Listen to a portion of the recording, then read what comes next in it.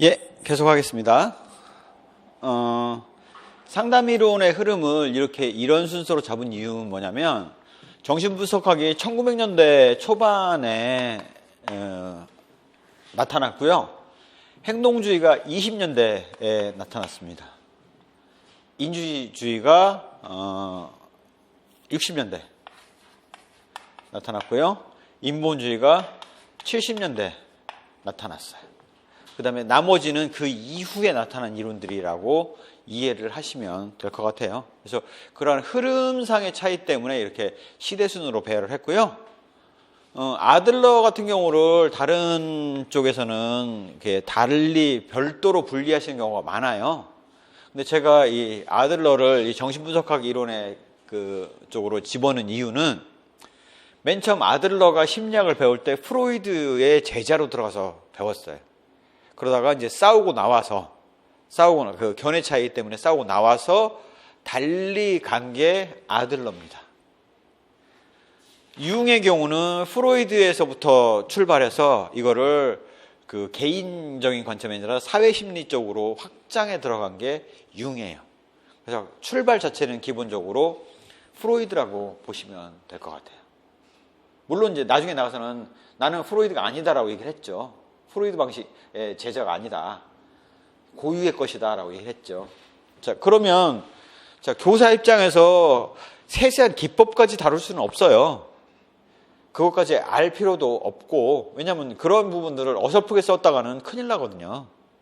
그래서 지금 중요한 부분은 뭐냐? 각각의 관점하에서 어떤 것이 문제의 원인이냐, 그 다음에 그거에 대해서 교사 입장에서 어떻게 대처를 해줘야 되느냐가 바로 개별 분담에 있어서 필요한 부분일 거고요. 원인 파악이 잘 되면 이거를 가지고 선생님이 상담 선생님께 의뢰를 할지 아니면 자체 해결할 수 있을지에 대해서 판단이 가능하거든요. 그래서 원인 파악과 대처 기법 정도, 대처 방안들 정도를 어떻게 대처해야 되는 건지 정도만 알면 일반 선생님들은 충분하시고요. 상담 선생님의 경우는 각각의 기법, 장단점까지 다 알으셔야 되는 거죠. 자, 그러면 들어가 보겠습니다. 프로이드 정신분석학에서는 인간의 문제의 원인을 뭐라고 생각을 하냐면 무의식에 억압이 되어 있는 것들이 있다는 거죠.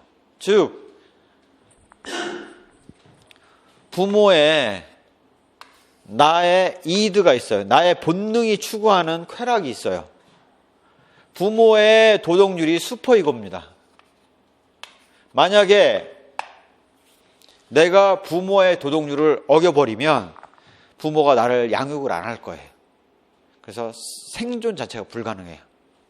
하지만 부모한테 살면서도 나는 내 쾌락을 충족시키고 싶어요. 그래서 이 둘의 조절을 하는 게 이고우죠. 이드, 이고우, 슈퍼이고. 부모의 도덕률이. 이게 괴리가 크면 어느 정도에서는 일정 부분은 이쪽으로 이드를 맞춰줘. 즉 나의 쾌락을 충족시킬 수 있는 부분이 있고 아닌 부분은 억압을 할 거 아닙니까? 참을 수밖에 없잖아요. 그런 것 자체가 억압이고 이게 어렸을 때부터 나타난 무의식 속에 억압이 돼 있다는 거죠. 의식이 있고 무의식이 있는데 제가 그런 얘기를 한번 드린 적이 있었어요. 의식이 있고 전의식과 무의식이 있는데 이런 부분들은 나타나지 않는 부분이다. 꿈을 통해서 나타나는 부분이 전의식이고 꿈으로도 나타나지 않는 부분이 무의식이다 이거죠. 인간의 뇌는 우리가 의식하고 있는 부분이 빙산의 일각에 불과하다라는 게 프로이드의 이론이거든요. 그래서 프로이드가 그 철학을 깐 이유가 그거죠. 철학은 기껏 다루는 게 의식을 다루고 있다는 거죠. 하지만 정신분석학에서는 의식과 무의식을 같이 다루고 있다는 거죠. 그래서 철학을 아작낸 사람이 프로이드라고 이전에 한번 말씀드린 적이 있었어요. 바로 이렇게 슈퍼이고라는 부모의 도덕률에 접근을 해야 되다 보니 발생하는 억압. 그런 억압들이 쌓여서 문제 행동을 발생시킨다는 거죠. 결국 이러한 억압된 요소를 해소를 해줘야지. 감정 전이를 통해서 해결을 하든 해소를 하든 풀어줘야 돼요. 그러지 못하면 이상행동이 꾸준히 발생한다. 이게 프로이드의 정신분석 이론에서 주장하는 바의 핵심 이론입니다. 아들러는 뭐라고 생각했냐면 도덕률에 복종하면서 억압이 발생하는 게 아니라 아이는 부모에 대해서 열등감을 항상 갖고 있다는 거예요. 그 다음에 삶을 통해서 누구나 다 열등감을 가지고 있는데 그 열등감을 극복해 나가면서 성장하는 게 인간의 정상적인 모습이라는 거죠. 즉 아이는 부모에 비해서 신체적으로나 정신적으로나 열등하지 않습니까? 체력으로 부모한테 해볼 수가 없잖아요. 그다음에 생각하는 면에 있어서 부모한테 해볼 수가 없잖아요. 그래서 열등감을 갖게 되는데 이러한 이게 성장해가면서 서서히 그게 열등감이 극복이 된다는 거죠. 그런데 이게 너무 열등감이 커서 극복하지 못하면 열등감 컴플렉스에 빠지고 그런 것들이 문제 행동을 발생시킨다는 겁니다. 열등감을 갖고 있는 건 당연한데 그 열등감 자체가 문제가 아니라 열등감이 과도해서 열등감 컴플렉스가 되면 문제 행동을 발생시킨다는 거예요. 그걸 어떻게 해결하느냐? 생활 양식, 삶의 목표를 수정해서 그 열등감을 갖지 않도록 열등감 컴플렉스를 극복하도록 만들면 해결이 된다는 게 아들러가 주장하는 바죠. 즉 무의식의 억압의 원인을 프로이드는 생존과 종족 보존이라는 생존 본능에 해당되는 게 공격 본능이죠. 종족 보존에 해당되는 본능이 성본능이에요. 그래서 공격 본능과 성본능에 의해서 프로이드가 원인으로 봤다라면 아들러는 바로 그 열등감에 의해서 그거를 원인으로 봤다라는 거죠. 그래서 열등감을 갖지 않도록 컴플렉스를 극복할 수 있도록 생활 양식을 바꾸는 거예요. 부모하고의 생활의 그 관계가 있을 거 아닙니까? 그런 것들을 바꿔주고 자신이 열등감을 갖게 된 삶의 목표들이 있을 거 아니에요. 그게 중요하지 않다는 사실들 인식을 시키면 열등감 컴플렉스를 극복할 수 있잖아요. 그래서 열등감을 극복해내야 된다라는 게 아들러죠. 융의 경우는 이 무의식의 억압을 더욱더 구체화해서 뭐라고 얘기했냐면 자기가 자아실현을 인간은 누구나가 추구한다 이거예요. 그게 열등감 극복을 통해서 추구를 하든 성본능에 의해서 추구를 하든 자아실현을 추구를 하는데 뭔가의 이유에서 이런 자기 실현, 자의 실현이 중단이 되면 불안할 거 아니겠습니까? 그래서 문제 행동을 발생을 시킨다는 거예요. 그러니 자기 분석을 통해서 자기 실현을 다시 재개를 시키면 문제 행동이 없어진다라는 게 융이 바라보는 관점이죠. 공통의 관점, 왜 이게 프로이드에 해당되느냐? 5세 이전에 성격 형성이 대부분 이루어진다라고 보고 있다는 거죠. 그래서 프로이드가 됐든 아들러가 됐든 융이 됐든 어렸을 때 성격 형성이 된다라고 본다는 거죠. 단지 프로이드가 성격 형성의 원인을 공격 본능과 성본능으로 봤다면 아들러는 부모에 대한 열등감을 이라고 봤고 융의 경우는 자기 실현이라고 봤던 거죠. 그래서 그런 차이가 있는 것이다 라는 정도만 이해를 해두시면 될 것 같습니다. 20년대 행동주의 심리학에서는 정신분석 상담 이론이 검증되지 않는 내용들을 다루고 있단 말이에요. 검증할 수 없는 내용을 다루고 있어요. 그래서 한 게 행동을 통해서 인간이 어떤 생각을 하는지 관찰할 수 있지 않느냐. 행동에 의해서 판단을 내려보면 우리가 실험을 통해서 입증할 수 있다라고 봤던 게 행동주의 관점이죠. 그래서 잘못된 행동의 원인을 뭘로 보냐면 학습이 잘못된 거다. 강화, 조건화에 의한 학습, 잘못된 조건화를 통해서 학습이 잘못됐기 때문에 재학습을 시켜서 재조건을 해서 행동을 바꿔주면, 그러니까 학습을 통해서 생각이 달라지게 하면 행동이 바람직한 행동으로 바뀌어서 바뀔 수 있다라고 보는 게 바로 행동주의 관점이죠. 그래서 쓰는 게 바로 체계적 둔감법, 이완훈련, 행동 증강 기법, 문제행동 감소 기법 같은 우리가 교육심리학에서 봤던 기법들을 학습이 아니라 심리 상담에서도 다 적용을 하는 거예요. 그게 바로 행동주의 심리 상담 이론이라고 보실 수가 있습니다. 당연히 고전적 조건 형성 이론은 파블로프가 얘기를 했고요. 조작적 조건 형성 이론은 스키너가 대가가 됐고, 그거를 반두라가 확장을 해서 사회인지 학습으로 만들었지 않습니까? 그런 부분은 여전히 학습 이론, 행동주의 학습 이론에 해당된다라는 거죠. 그래서 다시 학습을 다시 시키면 된다라는 관점이 행동주의 관점이다라고 보실 수가 있습니다. 우리가 흔히 하는 얘기 중에 애가 행동을 잘못하는 건 못 배워서 그렇다라고 얘기를 하지 않습니까? 못 배워서 그렇다, 쟤는. 그 얘기는 바로 가정교육이 잘못됐다. 그런 얘기는 바로 행동주의 학습, 심리학을 전제로 깔고 있다는 거죠. 잘못된 행동은 잘못된 학습에 의해서 나타나니 학습을 다시 시켜야 된다는 거죠. 가정교육을 다시 시켜야지 바람직한 행동을 하게 된다는 얘기를 하고 있는 겁니다. 60년대 인지주의가 나타나면서 60년대 나타나는 관점은 인간의 그 행동이 아니라 인지적인 관점, 바로 스키마라는 도식을 만들어 나가면서 뇌가 행동을 해서 바뀌지 않습니까? 이런 스키마를 각각 연결돼서 만들어 나가는 과정이 바로 학습의 과정이었잖아요. 인지주의에서. 윌리엄슨의 경우는 지시적 상담 이론을 얘기하고 있는데, 뭐냐면 개인 특성과 환경이 안 맞는 거예요. 자, 인간은 자신이 처한 환경과의 상호작용을 통해서 자꾸 도식을 바꿔나가면서 학습이 이루어지지 않습니까? 이런 도식을 바꿔나가면서.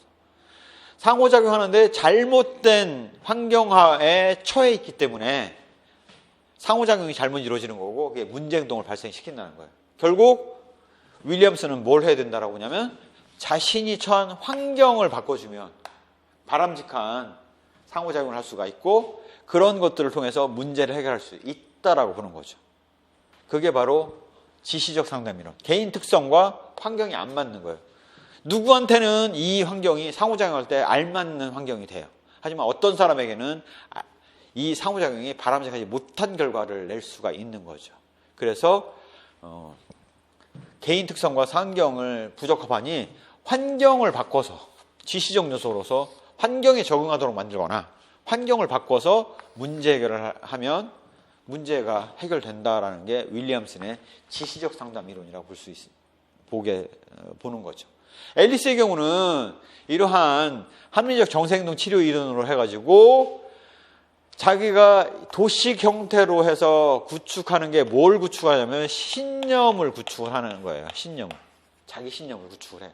그런데 그러한 신념이 잘못된 비현실적인 불합리한 신념을 구축을 하면서 잘못된 행동을 야기하게 된다는 거죠. 우리가 통상 징크스라고 얘기하는 거 있지 않습니까? 나는 머리를 감으면 성적이 안 나와.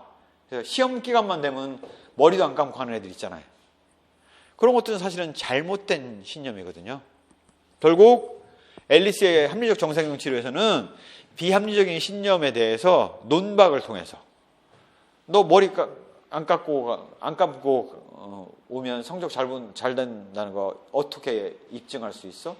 다음번 시험에 한번 머리 감고 와봐 라는 잘못된 신념을 논박을 통해서 바꿔줌으로써 잘못된 행동을 극복할 수 있다라고 보는 게 앨리스의 합리적 정서행동 치료 이론이 이야기하는 바죠.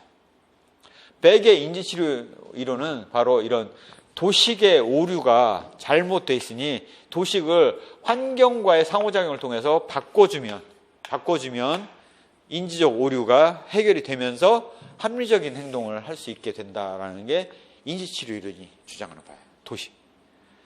도식하면 인지도식을 스키마를 얘기를 하기 때문에 지덕체에서 인지요소 중심으로 얘기를 하고 있잖아요. 하지만 행동의 원인 안에는 인지 요인도 있지만 덕의 요인도 있잖아요. 정의적 속성도 있잖아요. 그래서 켈리는 지적인 요인과 덕의 요인을 합해서 이걸 도식이라고 안 하고 컨스트럭트, 퍼스널 컨스트럭트, 개인 구념이라고 얘기를 했어요. 이 인지도식은 지적인 영역만 얘기하고 있잖아요. 근데 정서적인 요인도 그 잘못된 행동을 유발할 수 있지 않습니까? 감정 요인도. 그래서 지적인 것과 감정 요인을 합해서 얘기를 해야 되니까 그거를 퍼스널 컨스트럭터다. 개인 구념이다라고 얘기를 했던 거죠. 그래서 환경과 상호작용을 통해서 잘못된 개인 구념이 만들어졌다는 거죠. 잘못된 인지와 잘못된 정의적 속성들이 형성이 됐다는 거죠. 그걸 바꿔주면 바람직한 행동으로 바뀔 수 있다. 이게 바로 켈리의 구념 이론이라고 보실 수가 있겠죠. 자, 여기까지가 인지적인 관점이죠. 좌관 뇌 속에 있는 그게 도식이 됐든 개인 구념이 됐든 그것들을 바꿔줌으로써 바람직한 행동을 유도할 수 있겠다가 인지주의 관점입니다. 인본주의 관점에서는 로저스의 경우는 인간중심 상담 이론을 얘기하고 있는데요. 인간의 행동에 잘못된 행동이 나타나는 이유는 뭐냐면 자신이 이상적인 모습으로 생각하는 모습과 자신이 처한 현실에 차이가 있다는 거예요. 괴리가 있다는 거예요. 근데 그 괴리가 적당히 크면, 적당히 있으면 그걸 극복을 할 텐데 과도하게 크면 극복하기 어렵지 않습니까? 그러면 포기하면서 문제 행동이 발생한다는 거예요. 그럼 그거 어떻게 해야 되느냐? 과도하게 높은 이상을 줄이거나 자신의 현실을 높여주면 되잖아요. 예?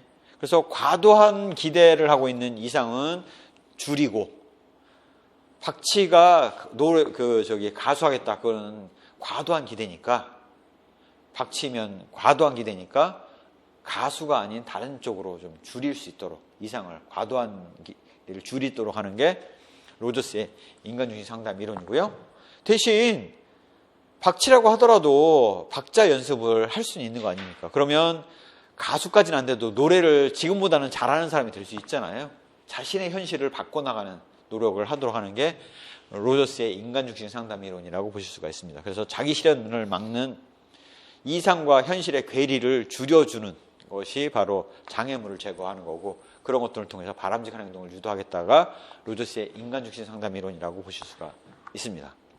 실존주의 상담 이론은 이런 거예요. 인간은 무슨 생각, 내가 왜 태어났지? 나의 삶의 목적이 뭐지라는 걸 생각을 가진 상태에서 태어났냐? 아니라는 거예요. 태어났을 때는 아무 생각이 없었다는 거예요. 결국 스스로가 바람직한 행동을 못하는 이유가 뭐냐? 그러니까 생각을 해서 나는 앞으로 어떻게 살아야지? 나의 삶의 방향을 이렇게 잡아야지라는 것들을 잘 잡으면 되는데 그걸 못 잡았기 때문에 문제 행동이 난다는 거죠.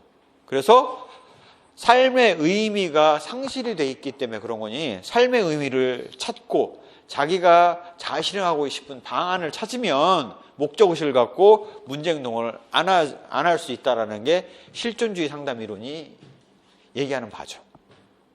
자신의 그래서 삶의 방향을 찾도록 돕는 게 실존주의 상담 이론이라고 볼 수가 있습니다. 그 삶의 방향은 남이 찾아줄 수 있나요? 아니죠. 삶의 방향을 찾는 기법 정도를 얘기를 해주는 거고 본인이 스스로 찾을 수밖에 없죠. 펄스의 게슈탈트 상담 이론은 뭐냐면 이런 겁니다. 인간이 자기를 잘 알고 있을 걸로 생각을 했어요. 자기 몸이고 자기의 뇌고 자기의 머리고 그래서 자기를 잘 알 수 있을 줄 알았더니 의외로 자기가 자기에 대해서 잘 모르더라라는 거죠. 결국 자기가 자기를 모르다 보니까 할 수 있는 것도 할 수 없는 줄 알고 안 하더라 이거예요. 다 계산할 수 있는데 계산할 수 있는 것들을 모르더라 이거예요. 몰라서 못 하더라 이거죠. 그러니 자기 무지를 깨서 자기를 더 많이 알면 자기가 의외로 할 수 있는 것들이 많다는 사실들을 느끼게 되고 그러면 문제 행동들을 없앨 수가 있다라는 게 게슈탈트 상담 이론이 이야기하는 바입니다. 자, 여기까지가 주로 굉장히 이렇게 정신분석 상담 이론에서 정신분석하면서 이게 개별 상담을 하지 않습니까? 그럼 기간이 얼마씩 걸리냐면 한 3년, 5년도 걸려요. 그렇게 장기예요. 근데 학교에서 3년, 5년씩 상담 선생님이 한 명을 붙들고 상담을 할 수가 있나요? 어렵잖아요. 그러면 당장 급한 거는 3년 후에 너의 원인은 이거였어. 라고 3년 후에 얘기하고 그거 이렇게 치료했다라고 얘기하는 건 아무 의미가 없는 거예요. 지금 당장 아픈데, 당장 괴로운데. 그래서 해결중심 상담 이론을 얘기를 했죠. 어떻게? 드쉐이저와 인스 김버그가 무슨 얘기를 하냐면, 인간은 잘 봤더니 자기가 갖고 있는 강점이 있고 약점이 있는데 강점을 의외로 잘 활용을 못하더라 이거예요. 결국 약점을 자기 강점을 활용을 적극적으로 해서 약점을 커버하면 문제되는 것들을 대부분 다 빠른 시간 내에 해결할 수 있다라는 거예요. 그래서 해결중심 상담이론은 원인이 뭐냐? 이 정신분석 상담이론은 현재 행동은 이런 거고 그거의 원인이 뭔지를 파악하기 위해서 3년의 시간을 동안 상담을 하면서 원인을 파악을 해서 원인을 제거하는 것이 정신분석 상담의 이론이라면 그렇게 시간 투자를 할 수 없으니 현재 아픈 거를 해결하기 위해서. 즉 이런 거죠. 원인 파악하는 거는 그건 나중 얘기고 그렇게까지 할 수 있는 시간적인 없고 당장 괴로운 것이 뭐냐? 그 괴로운 것들을 해결해줘서 괴롭지 않도록 만들자. 이게 바로 해결중심 상담 이론이라고 볼 수가 있습니다. 그래서 관점 차이가 어떻게 되느냐? 당신이 그렇게 생각한 거에 원인은 뭔가요? 이런 걸 열심히 물어보고 원인을 파악을 하는 게 정신분석 상담 이론이고 꿈도 해몽해보고 그렇게 하는 게 정신분석 상담 이론이라면 해결중심 상담 이론은 딱 묻는 거예요. 뭐가 제일 문제예요? 뭐가 제일 아파요? 뭐가 바뀌었으면 좋겠습니까? 라고 묻고 그것만 해결해 주는 거예요. 그게 해결해 줬는데 그게 원인 제거가 안 됐으면 나중에 추후에 또 문제가 발생하겠죠. 그럼 그 문제를 또 해결해 주는 거예요. 그래서 짧은 기간, 대개 25주, 25회 이내에 상담을 마치는 게 해결중심 상담 이론이라고 볼 수가 있습니다. 25회면 어떻게 되느냐? 우리가 연이 52주지 않습니까? 주에 2회씩 상담을 하면 3개월에 끝낼 수가 있어요. 즉 학교 입장에서 보면 한 학기 안에 상담 하나씩을 끝낼 수가 있는 거죠. 그렇죠? 근데 3년 동안에 걸쳐서 정신분석 상담을 하겠다. 그러면 상담하는 기간이 너무 긴 거죠. 학교 졸업할 때까지도 상담하다 끝나는 거죠. 그래서 해결중심 상담 이론이 단기간에 문제 해결로 해서 바람직한 상담 이론으로서 많이 사용을 하세요. 학교 현장에서.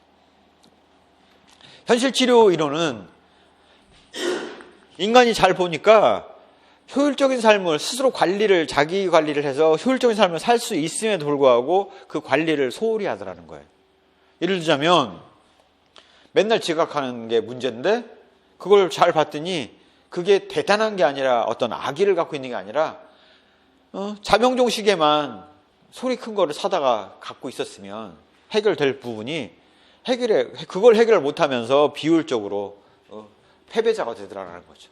그래서 비효율적인 삶을 사는 부분을 대안을 제시를 해서 바람직한 삶을 살도록 하면, 즉 맨날 늦는 애한테는 자명종을 두고 해결할 수 있도록 하면 자명종을 3개를 사가지고 연거푸 울리게 해서 깨게 하면 지각을 않게 된다는 거죠. 그래서 스스로가 효율적인 삶의 통제자가 될 수 있도록 변화를 할 수 있도록 조력하는 상담이 바로 현실치료 이론이라고 보실 수가 있습니다. 기타 이론에는 번외 상호교류 분석을 하는 부분이 있는데요. 바로 이런 겁니다. 인간은 상호작용을 통해서, 주로 대화에 의한 상호작용을 통해서 스스로가 삶의 방향을 찾아 들어가는데, 삶의 방향을 찾아가는데 막상 그 대화하는 과정에서 보면 이 코드가 안 맞는 경우가 있더라는 거죠. 누구는 마치 부모가 자식을 대하듯이 얘기하는데, 누구는 자식이 부모를 대하듯이 대화를 하는 게 아니라 어른이 어른 대하듯이 대화를 해요. 그러면 서로 핀트가 안 맞잖아요. 그래서 그런 것들에 문제가 발생을 하니 그런 것들을 파악해서 그 자율성을 스스로 회복할 수 있도록 만드는 거죠. 즉 아이 중심의 사고만 하는 사람의 경우는 성인의 대화를 할 수 있도록 바꿔나가면 상호작용이 좋아질 거 아니겠습니까? 그런 걸 통해서 문제 해결을 하겠다라는 게 바로 번외 상호교류 이론이 추구하는 바이죠. 그래서 이렇게 놓고 나서 보면 문제의 원인에 따라서 다양한 상담 이론들이 있고 거기에 대한 대처 방안이 각각 다르다라는 사실들을 알 수가 있습니다. 대처 방안이 다르기 때문에 사용하는 기법들이 달라질 수밖에 없는 거고요. 자, 그래서 이렇게 놓고 나서 생각해 보면 우리가 비지시적 상담이 있고 지시적 상담이 있었지 않습니까? 그래서 보면 정신분석 상담이론은 열심히 듣고 스스로가 원인을 밝혀내는데 도움이 되는 단서를 주도록 하는 거지 않습니까? 그래서 비지시적 상담을 하고 있어요. 행동주의 상담이론은 조건화가 잘못돼서 행동을 조건화를 바꿀 수 있도록 할 거 아니겠습니까? 그래서 이거는 지시적 상담을 하는 거죠. 너 이거를 이렇게 해봐. 너 이렇게 해봐. 라는 것들을 하는 거죠. 인지주의 관점도 잘못된 신념을 논박을 하거나 환경과의 상호작용을 통해서 잘못된 부분을 고쳐나가는 거지 않습니까? 그걸 본인이 잘 모르기 때문에 지금 못 고치고 있는 거잖아요. 그래서 이것도 지시적 상담을 하고 있는 개념이 되는 거죠. 인본주의 관점에서는 너의 문제가 뭔데? 들어주고 같이 고민하고 하다 보면 스스로가 이거는 이렇게 해결하면 되겠네요 라는 것들을 도출해내기 때문에 비지시적 상담에 해당된다라고 볼 수가 있겠습니다. 해결정신 상담이론은 현실에 발생하는 문제가 증상이 뭔지 그거에 대해서 대처 방안을 찾고 하는 거라서 지시적 상담이 이루어질 수밖에 없죠. 현실 치료 이론도 마찬가지로 지시적 상담이 이루어질 수밖에 없죠. 기타 이론도 지시적 상담이 이루어집니다. 이렇게 해서 보면 비지시적 상담은 정신분석과 인본주의 관점의 상담 이론만 비지시적 상담이죠. 스스로가 원인을 파악을 하고 깨닫게 하고 그것들을 해소해 나갈 수 있도록 하는 거고, 나머지 이론들은 상담자가 이거 이렇게 한번 해보세요. 결과가 어땠어요? 해봤더니 나아졌나요? 아니에요? 그러면 이걸 다른 쪽으로 해볼까요? 와 같은 지시적 상담을 한다라는 거죠. 차이는 뭐냐? 비지시적 상담은 스스로의 문제 해결력을 키워줄 수 있는 장점이 있는데 지시적 상담은 대부분의 경우는 증상 치료에 불과한 경우가 많죠. 원인 제거가 아니라 증상 치료 내지는 해봤더니 문제가 개선됐으면 앞으로 이런 방법들 이런 식으로 접근을 하세요라는 낚시질하는 법을 알려주는 정도에 불과한 것이죠. 스스로가 해결 과정을 거치는 게 아니고요. 그래서 그렇게 이해를 하시면 상담 이론들을 이렇게 구분해서 보실 수가 있어요. 여기 2014년 출시에 행동주의와 인본주의 상담 이론이 나왔었는데요. 이렇게 이해하시면 됩니다. 2014년 출시를 보면 그 대상이 누구냐면 교육학 그 논술 시험에 나왔었는데 대상이 누구냐면 상담 선생님만 뽑았을 때 그 이후에는 나온 적이 없어요. 그 이후에는 그 정시는 여러 전공 선생님들이 나오지 않습니까? 그래서 2014년 출시는 상담 선생님들에게 유리한 쪽으로 교육학을 내줬다라고 이해를 하시면 될 것 같아요. 그리고 그렇지 않은 경우에서는 아마 상담 이론이나 이런 부분이 나오기는 쉽지 않다, 논술에서. 다만 생활지도 부분은 심층 면접에서는 다뤄진다라는 얘기를 좀 강조해서 말씀을 드리고요. 잠시 쉬었다가 이제 각각의 부분으로 좀 들어가 보도록 하겠습니다. 담임선생님 입장에서 알아야 되는 거는 이 정도까지인 것 같아요. 나머지는 그냥 편안한 마음에서 그냥 한번 오늘 들어두시는 걸로 마무리를 지으시면 될 것 같아요. 예, 잠시 쉬었다가 이제 들어가 보도록 하겠습니다.